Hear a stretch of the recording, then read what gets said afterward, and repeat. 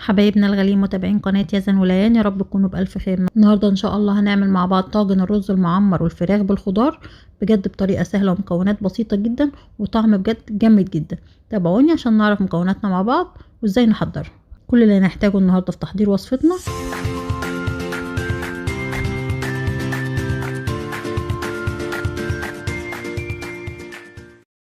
فرخة كاملة غسلها كويس ونقعها كويس،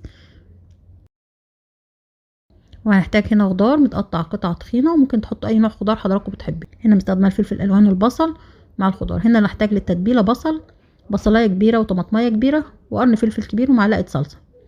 بهاراتنا هنا هتكون معلقه من بهارات مشكل الفراخ، وعليها بابريكا وتوم بودره وفلفل اسود ومعلقه من مرقه الدجاج. هنبتدي نحضر التتبيله.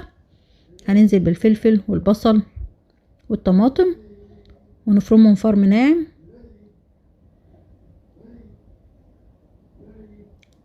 زي ما حضراتكم شايفين كده.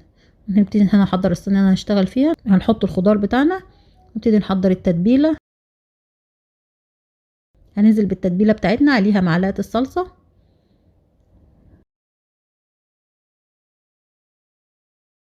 وعليها البهارات، ونقلبهم كويس ونضيف عليهم حوالي 4 معالق كبار من الزيت،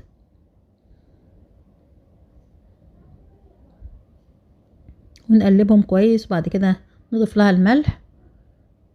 نحاول نظبط الملح على قد ما يقدر، ما يكونش قليل، عشان هنا هو ده اللي هيتبل بيه الوصفه كلها، الخضار والفراخ.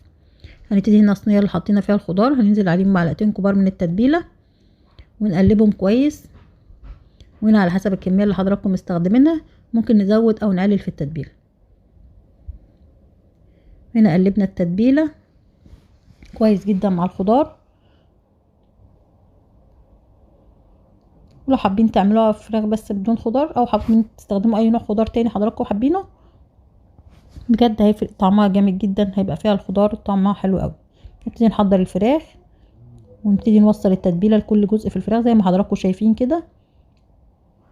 عشان كده انا عامله لها فتحات في الفراخ عشان التتبيله توصل لكل جزء. حتى هنا الفخاد مقطعينها من جوه وتبلناها بالطريقه اللي حضراتكم شايفينها كده، عشان الفراخ تبقى واصله لكل جزء في الفرخه، عشان التتبيله توصل لكل جزء في الفرخه. وهنا بعد ما خلاص خلصنا بناخد جزء من التتبيله نحطه على الوش، ونسيب اخر معلقه ننزل عليها بشويه ميه ونقلبها كويس في باقي التتبيله. وننزل في قلب الصينيه. لو حسينا ان هنا الميه قليله بننزل عليها بنص كوبايه كمان من الميه، ونقفل عليها كويس وندخلها الفرن. نبتدي هنا نحضر رز معمر. هنا حوالي كيلو الا ربع من الرز، عليهم لتر لبن وعليهم معلقه كبيره من الزبده ومعلقه سكر والملح. هنا بنستخدم القالب الفخار، هننزل فيه بالرز. الرز هنا مغسول ومنقوع كويس جدا ومصفين. وبعد كده ننزل عليه بمعلقه السكر، وهنا معلقه السكر بتفرق كتير قوي في الطعم، بجد تخلي طعمه حلو قوي. وننزل بمعلقتين من الزيت، وهنا الزيت بجد بيفرق جدا، بيخليه مفلفل وطعمه جميل جدا. ونقلب كله. وبعد كده ننزل باللبن، وهنا اللبن مغلي زي ما حضراتكم شايفين كده. بعد كده ننزل بالملح، نحاول نظبط الملح على قد ما نقدر. بعد كده ننزل بالزبده، وهنا عشان اللبن سخن جدا نسيب الزبده تسيح على ما الرز كمان يقعد في اللبن شويه قبل ما يخش الفرن كده يتطعم. وهنا عما الزبده ابتدت تسيح بنكون شغالين الشوايه، بندخله الشوايه تحت الشوايه الاول نشغله لحد ما ياخد لون ذهبي من فوق، وبعد كده نكون موطين عليه من تحت خالص يستوي على نار هاديه خالص.